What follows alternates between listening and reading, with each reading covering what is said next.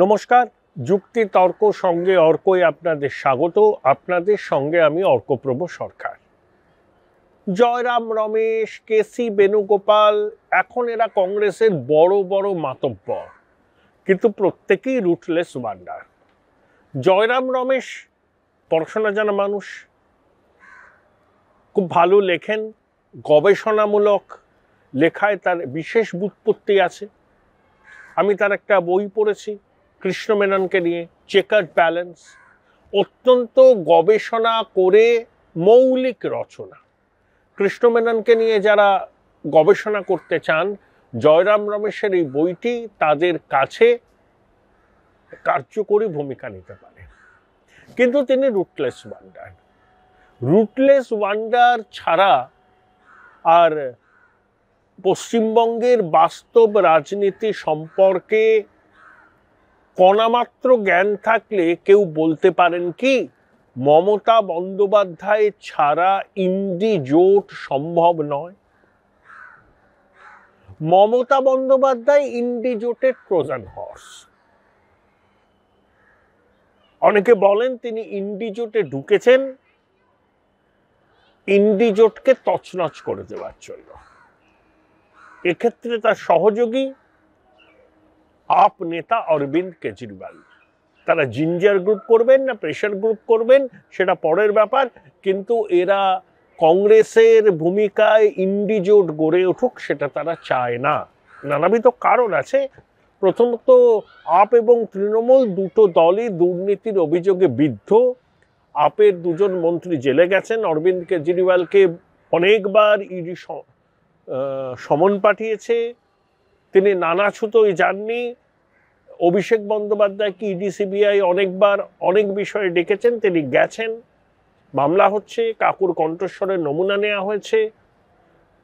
পার্থ, মানিক, কেষ্ট, বালু সব জেলে, অনেকে সমন পেয়েছেন। তাহলে দুর্নীতির অভিযোগে তৃণমূল বিদ্ধ, দুর্নীতির অভিযোগে আবৃদ্ধ বিদ্ধ। আর জয়রাম রমেশ কি বলছেন যে দুর্নীতিতে আকণ্ঠ নিমজ্জিত তৃণমূল কংগ্রেস ছাড়া ইন্ডি জোটের অস্তিত্ব নাকি কল্পনা করা যায় না। এ কি সব জেনে না জানার ভান, নাকি জোট ভাঙার দায় নিজের ঘাড়ে নিতে চাইছে না কংগ্রেস? দেখুন, রাহুল গান্ধী কুচবিহারে প্রবেশ করলেন আসাম থেকে। মল্লিকার্জুন খার্গের জনসভা ছিল, শিলিগুড়িতে বাতিল হলো। বহরমপুরে অজিত চৌধুরীর জনসভা, এই রাহুল গান্ধীর জনসভারও অনুমতি পাওয়া যায়নি। কুচবিহারে ঢোকা মাত্রই কুচবিহারে তৃণমূল পতাকা লুকিয়ে রেখে নাগরিক বৃন্দের নাম করে পোস্টার প্ল্যাকার্ড দিয়ে রাহুলকে স্বাগত জানালেন, অর্থাৎ কটাক্ষ করলেন কেন এসছেন বাংলায়, এখানে দিদিই যথেষ্ট বিজেপিকে রুখতে। এই আবহ, তার মধ্যে ডেরেক ওব্রায়েন বলেছেন যত দোষ নন্দ ঘোষ, অজিত চৌধুরীর বেলাগাম মমতাকে আক্রমণ জোটের সম্ভাবনাকে বিনষ্ট করেছে। অধীরবাবু নাকি বিজেপির মতো করে মমতা বন্দ্যোপাধ্যায়কে আক্রমণ করেন, বিজেপি নেতাদের যে সমালোচনা করেন সেটা চাঁদ সদাগরের মনসা পুজো করার মতো। অর্থাৎ অধীরবাবু বিজেপির এজেন্ট, এটা বলতে চেয়েছেন ডেরেক। অধীরবাবুর জন্য সমঝোতা ভেস্তে গেল, এটা হচ্ছে অতি সরলীকরণ। রাজ্য কংগ্রেসের 99.99% নেতা জানেন যে কংগ্রেস যদি তৃণমূলের সঙ্গে হাত ধরে, কংগ্রেসের যেটুকু গণভিত্তি অবশিষ্ট আছে সেটুকু আর থাকবে না, ধুয়ে মুছে সাফ হয়ে যাবে, কংগ্রেসের একটা বড় অংশ বিজেপিতে চলে যাবে। অতীত অভিজ্ঞতা তাই বলে। 2009 সালের লোকসভা নির্বাচনে কংগ্রেস 14, তৃণমূল 28টা আসনে লড়েছিল, 27টা, এসইউসি একটা। 2011-এ সোনিয়া গান্ধীর নির্দেশে মানুষ ভূঁইয়াকে কম্প্রোমাইজ করতে হয়েছিল, তিনি 100 আসন চেয়েছিলেন, লড়েছিলেন 65টি আসনে। কংগ্রেস 2011-এ মন্ত্রিসভায় গেছিল, 6-7 মাসের মধ্যে মন্ত্রিসভা থেকে সরে আসতে হয়। তারপর কংগ্রেসকে ভাঙতে ভাঙতে মমতা বন্দ্যোপাধ্যায় দুর্বল করেছেন, কারণ তিনি জানেন কংগ্রেসের ক্ষয় মানে তার লাভ। নানা কবার বেলতলা চায়। জয়রাম রমেশ, কেসি বেণুগোপাল লোকসভা নির্বাচনে প্রতিদ্বন্দ্বিতা করেছেন। আমি কেসি বেণুগোপাল বলতে পারবো না, জয়রাম রমেশ তো করেন। রুটলেস ওয়ান্ডার রাজ্যসভায় চান। বাস্তব পরিস্থিতি সম্পর্কে হয়তো আছে আইডিয়া। আমার ধারণা কংগ্রেসের জয়রাম রমেশ এই কথাগুলো বলছেন এই কারণে, তারা জানেন জোট হবে না, কিন্তু জোট ভাঙার দায় কংগ্রেসের ঘাড়ে যাতে না বর্তায়, সেই জন্য মমতাকে প্রশস্তি করে স্তুতি করে তারা কয়টা বিবৃতি দিচ্ছেন। Join Indian Institute of Hotel Management now. Right choice, right decision. 22শে জানুয়ারি রাম মন্দিরের উদ্বোধনের দিন মমতা বন্দ্যোপাধ্যায় পার্ক সার্কাসের জনসভা থেকে কি বললেন? সিপিএম ডিকটেট করছে ইন্ডি জোটকে, তিনি অসম্মানিত হচ্ছেন। 34 বছর সিপিএম এর সঙ্গে লড়াই করেছেন, সিপিএম এর মাতব্বরি তিনি মানবেন না। তাহলে ইন্ডি জোটে সিপিএম মাতব্বরি করছে, সেটাই কি কংগ্রেসের সঙ্গে আসন সমঝোতা না হওয়ার পিছনে কারণ, নাকি অধীর চৌধুরীর লাগাতার মমতাকে আক্রমণ করা কারণ, নাকি এ দুটো কোনোটাই কারণ নয়, এ দুটো ছুতো? আসল কারণ হচ্ছে বিজেপিকে বার্তা দেয়া, বিজেপির কাছে সারেন্ডার করা। অর্থাৎ দেখো, তোমার মূল রাজনৈতিক প্রতিপক্ষ, মতাদর্শগত প্রতিপক্ষ কংগ্রেস, সারা ভারতবর্ষে তার 20% জনসমর্থন আছে। আসন 52 হলেও কংগ্রেস কোনোদিন রিভাইভ করে তোমাকে চ্যালেঞ্জ করতে পারে। সেটাতেই অঙ্কুরে বিনষ্ট করার জন্য কংগ্রেসকে যা ক্ষতি করা যায় তা ক্ষতি করতে আমি রাজি আছি। আমি ইন্ডি জোটে আছি ট্রোজান হর্স হিসাবে। সময় মতো কংগ্রেসের পিঠে রাজনৈতিক ছুরি মারবো, নিশ্চিন্তে থাকো। বিনিময়ে রাজ্যের প্রভাবশালীরা যারা দুর্নীতির অভিযোগে বিদ্ধ, তাদের বিরুদ্ধে কঠোর ব্যবস্থা নিও না। এটাই আসল কারণ বলছেন অনেকে। এবং মমতা বন্দ্যোপাধ্যায় ঝুঁকিও নিয়েছেন। কি ঝুঁকি? কংগ্রেসকে 5-6টা যদি আসন তিনি ছাড়তেন, তাহলে তৃণমূল আর কংগ্রেসের জোট এখানে ভালো ফল করত। বিজেপির ফল হয়তো একটু খারাপ হতো, 18টা আসন তারা হয়তো নাও পেতে পারত, অনেকে বলছেন। আর যে মুসলমান ভাই বোনেরা তৃণমূলের থেকে মুখ ফিরিয়ে নিয়েছিলেন, অনেকে, সবাই নয়, কংগ্রেস আছে দেখলে তারা আবার মমতার পাশে থাকতে পারতেন। কিন্তু ঝুঁকি মমতা নিলেন, মুসলমান ভোট হারানোর ঝুঁকি, আসন সংখ্যা কমার ঝুঁকি। একটাই কারণ, প্রভাবশালীদের জেল যাত্রা রোখার জন্য মমতা বন্দ্যোপাধ্যায় মরিয়া। তাই রাহুল কেন আমায় খবর দেয়নি? সিপিএম মাতব্বরি করছে, অধীর চৌধুরী হচ্ছে যত দোষ নন্দঘোষ। হিমন্ত বিশ্ব শর্মা রাহুল গান্ধীর সঙ্গে ভার্বাল ডুয়েলে জড়িয়ে পড়লেন। উনি বিজেপি করেন, ওনার বিষয়টা আলাদা। কিন্তু এই রাজ্যের প্রশাসন, এই রাজ্যের শাসক দল কোনো ক্ষেত্রে কি হিমন্ত বিশ্ব শর্মার থেকে কম আগ্রাসী ভূমিকায় অবতীর্ণ হয়েছে কংগ্রেসের বিরুদ্ধে? হিমন্ত কংগ্রেস ছাড়ার আগে রাহুল গান্ধীর সঙ্গে দেখা করতে গিয়েছে। রাহুল গান্ধী তার মুখের দিকে তাকিয়ে কথা বলেননি, তিনি তার পোষ্যকে বিস্কুট খাওয়াতে ব্যস্ত ছিলেন। হিমন্ত বলেছেন এটা।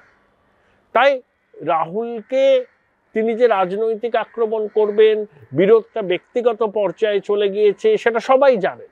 কিন্তু মমতা তো ইন্ডি জোটে আছেন।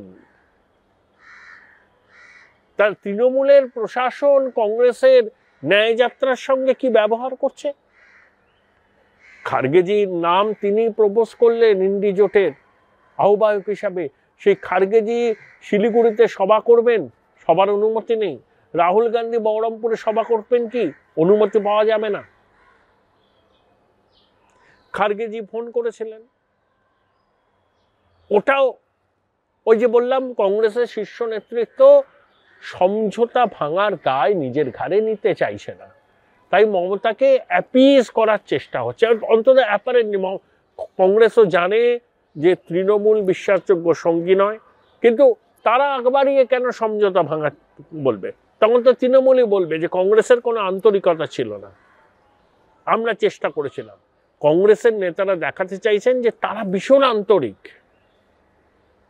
শেষ মুহূর্ত অব্দি তারা বলবেন, তারপরে বলবেন, দেখবেন বন্ধুত্বপূর্ণ লড়াই হবে। মমতা বন্দ্যোপাধ্যায় সেকুলার, আমরা পলিটিক্যাল কম্পালশন স্টেটের জন্য আমরা কোনো সমঝোতায় আসতে পারিনি। আমরা আশা করি মমতা বন্দ্যোপাধ্যায় পোস্ট ইলেকটোরাল ইন্ডিজোটে জয়েন করবেন, ভোট পরবর্তী ইন্ডিজোটে জয়েন করবেন। এইভাবে মুখ রক্ষা করবেন যাতে সাপও মরল লাঠিও ভাঙল না। কিন্তু কংগ্রেসের শীর্ষ নেতারাও জানেন আর তৃণমূলের লোকজনও জানেন কোনো আসন সমঝোতা হবে না। It's loud and clear. ওই বলতে হয় জোট ভাঙার দায় কারোর ঘাড়ে চাপাতে হবে বলে সেটা করা হচ্ছে। এটা একটা সমঝোতার পরিবেশ। দুদলের মুখপাত্ররা দুদলকে যার পর নাই গালমন্দ করছে। প্রদেশ সভাপতি লোকসভায় বিরোধী দলের নেতা অধীর চৌধুরীকে কাঠগড়ায় তুলছে। অধীর বাবু তৃণমূল বিশ্বাসযোগ্য সঙ্গী নয় বলছেন। আর আমি মল্লিকার্জুন খাড়গে কংগ্রেসের শীর্ষ নেতারা এখানে তো ইন্ডিজোটের আর এক শরিক আছেন বাম, যাদের সঙ্গে আপনারা 2016 সমঝোতা করে লড়লেন, 21-এ লড়লেন। 2019-এ কংগ্রেস যে দুটো লোকসভার আসন পেয়েছিল তার দুটোতে বামেরা প্রার্থী দেয়নি। অধীর বাবু, ডালু বাবুর বামেদের প্রতি কৃতজ্ঞ থাকা উচিত।